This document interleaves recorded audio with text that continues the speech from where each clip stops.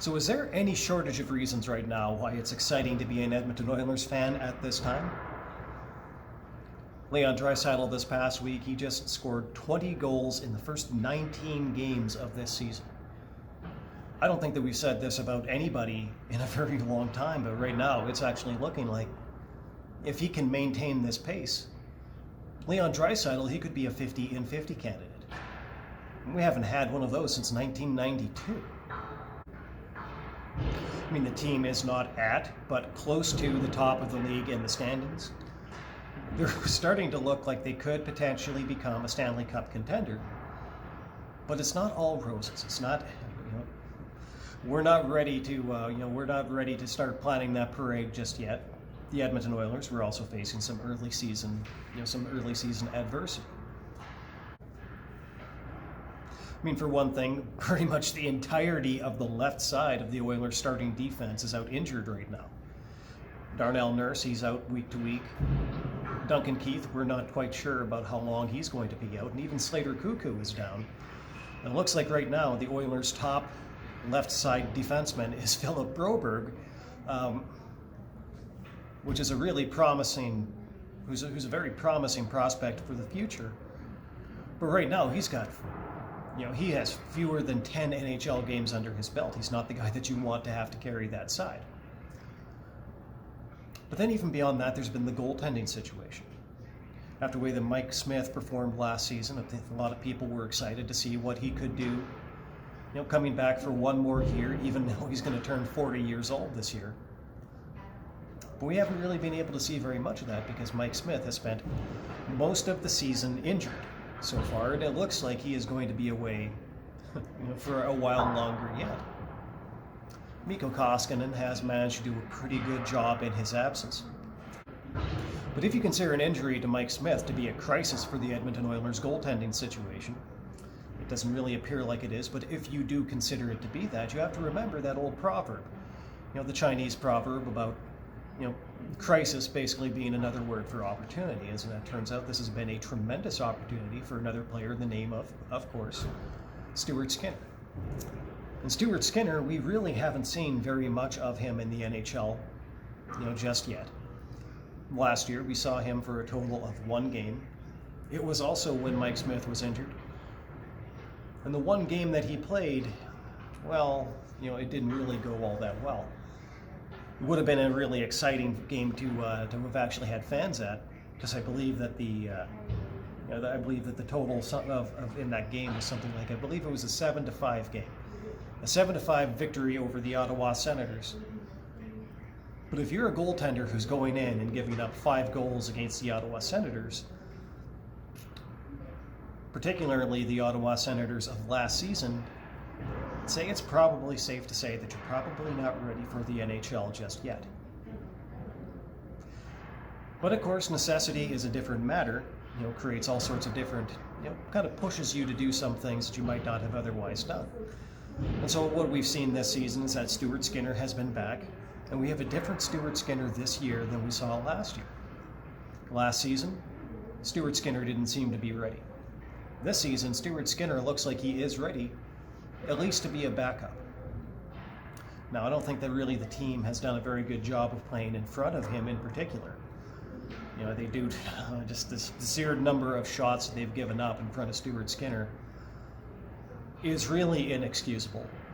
And you can't blame it on injuries on the defense, because some of those games, were before these other players started to go down hurt.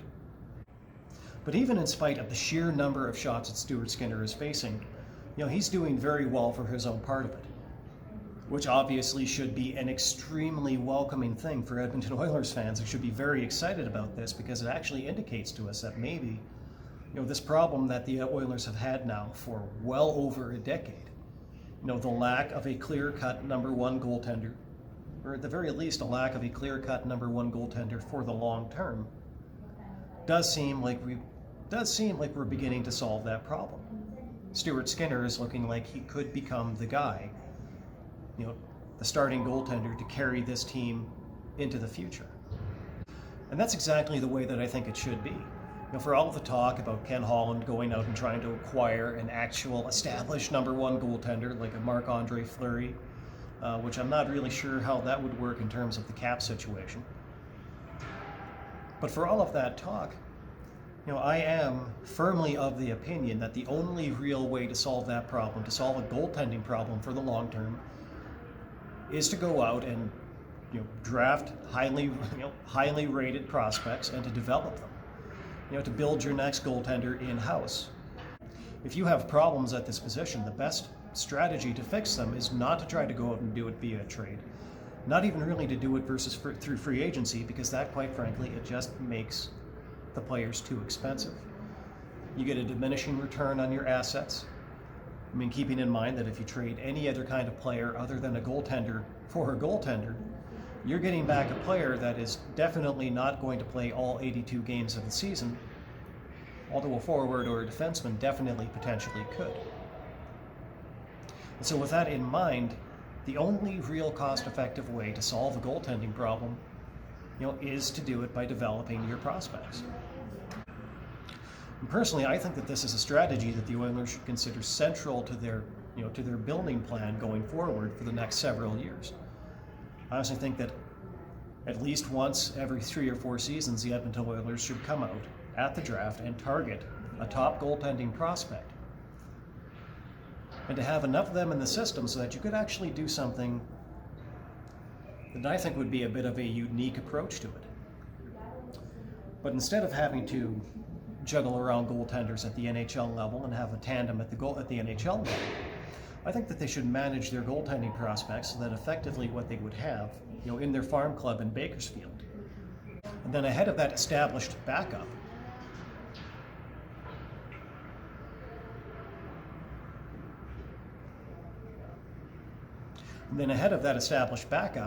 you have a tandem of 2 players that can both start at the AHL level. And you try to keep both of them on 2-way contracts so that you can regularly bring each of them back and forth between the home club. And that's how you address your need for a backup goaltender at the NHL level.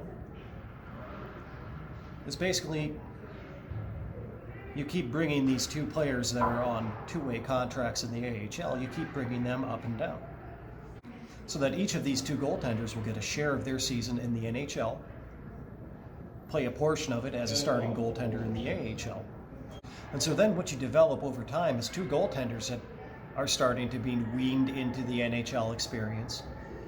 And pretty soon you should have 2 separate goaltenders that can move up to an NHL club full time. And so then what you've established is basically a conveyor belt of talent continuously moving into the NHL at the goaltending position. And it actually helps you in so many ways. For one thing, it actually gives you assets to trade away to teams who might want to actually try to solve whatever goaltending issues they have with a trade. If another team wants to do that, well, then you're continually creating the talent that would be necessary for them to be able to do that. And you're benefiting from that based on the kind of assets that you can bring back in return. Now, this isn't what the Oilers have done with Stuart Skinner, but it's definitely something that they could have done. And if they had taken an effort to do this over a long period of time, the recent history of this club could have actually been very, very different. If there's one thing that the Edmonton Oilers have managed to do over the past decade or more, it is squander a lot of top prospects at the goaltending position. And there have been quite a few of them.